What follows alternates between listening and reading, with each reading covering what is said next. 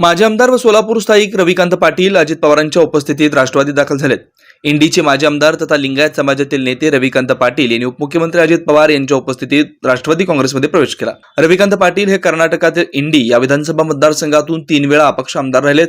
रविकांत पाटील यांनी काही दिवसांपूर्वी शरद पवार गटाचे नेते सुधीर खरटमाल यांच्यासह उपमुख्यमंत्री पवार यांची भेट घेतली होती।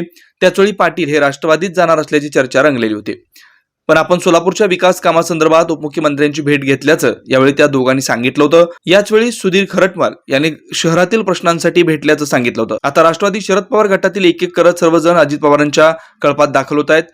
इंडीचे माजी आमदार रविकांत पाटील हे आपल्या मुलाला या प्रकरणातून अभय मिळवण्यासाठी दाखल झालेत अशी चर्चा आहे। तर त्यांच्याबरोबर सोलापुरातील माजी महापौर महेश कोटे यांच्या नेतृत्वाखाली माजी भाजपाचे सरचिटणीस बिज्जू प्रधाने, माजी नगरसेवक आनंद चंदनशिवे, माजी महापौर UN बेरिया, तौफिक शेख आदी राष्ट्रवादी शरद पवार गटात महाविकास आघाडी सत्तेवर असताना गेले होते।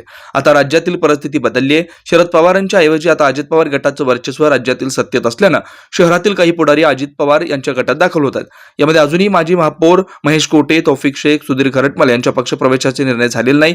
यातील तिघांपैकी महेश कोटे, तौफिक शेख यांना आमदारकी पाहिजे तर सुधीर खरटमाल यांना खासदारकी उमेदवारी पाहिजे असल्यानं तसा शब्द दिल्याशिवाय हे नेते सध्या आहे तिथेच राहून वेट अँड वॉचची भूमिका आजमावत आहेत।